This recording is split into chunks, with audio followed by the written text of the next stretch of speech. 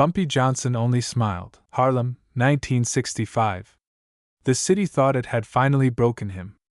Ellsworth, Bumpy Johnson sat quietly in the back of a courtroom, hands folded, eyes calm, while white men in tailored suits whispered about him like he wasn't even human. Newspapers called him a menace. Police called him a target. Politicians called him a problem that needed to disappear. But in Harlem? They called him the man who never bent.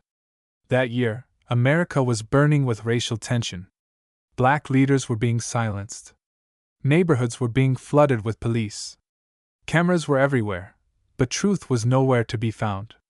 And while the media painted Bumpy Johnson as nothing more than a violent black criminal, the people of Harlem knew a different story. They knew the man who paid rent when landlords wouldn't wait. They knew the man who sent kids to school when the city looked away. They knew the man who could have ruled with terror, but chose order instead. And most of all, they knew this. When white power tried to humiliate Bumpy Johnson, he didn't shout. He didn't threaten. He laughed. Because he knew something they didn't. They were about to lose everything. The boy they tried to break. Bumpy wasn't born powerful. He was born in Charleston, South Carolina, in 1906, black, poor, and angry in a country that punished all three. His brother was lynched by white men when Bumpy was still young. No trial. No justice. Just a rope and silence. That moment didn't make him violent. It made him unbreakable. When he moved north to Harlem, he carried that pain like a loaded weapon, but he learned fast.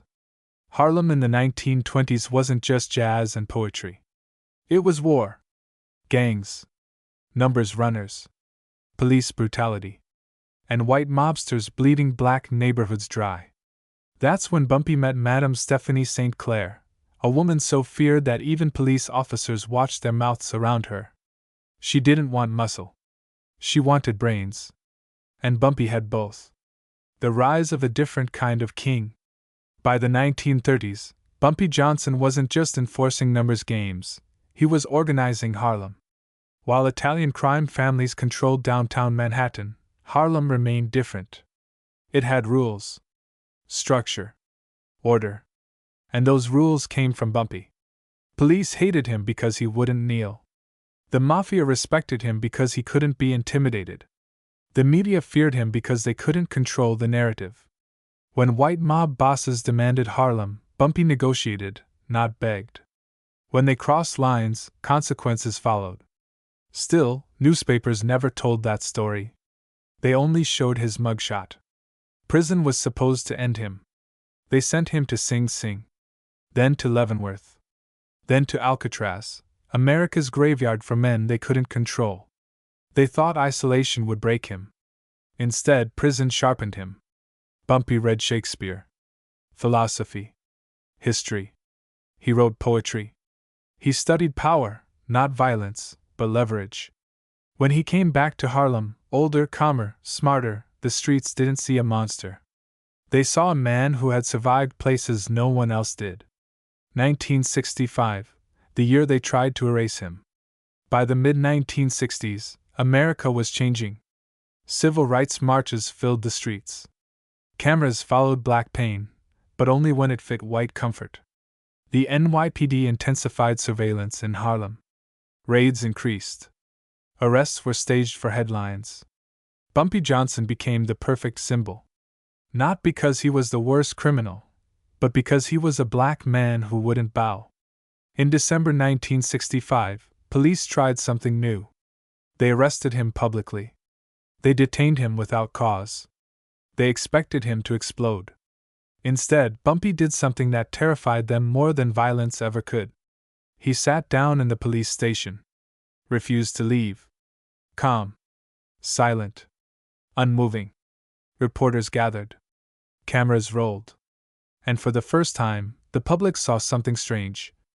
A black man being harassed, not resisting, not threatening, just existing. The case went to court. And the judge threw it out. No charges. No apology. Just embarrassment. Here's the part history remembers quietly.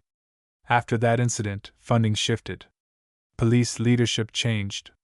Several officials involved were reassigned or quietly removed. Not because Bumpy threatened them, but because he exposed them. He never gave the media the angry black man they wanted. He gave them dignity. And that destroyed the story they built careers on. By the time Bumpy Johnson died in 1968, not by bullets, but by a heart attack, Harlem shut down. Thousands attended his funeral. Not criminals. People. Mothers. Workers. Elders. Children. Because they knew something the headlines never admitted.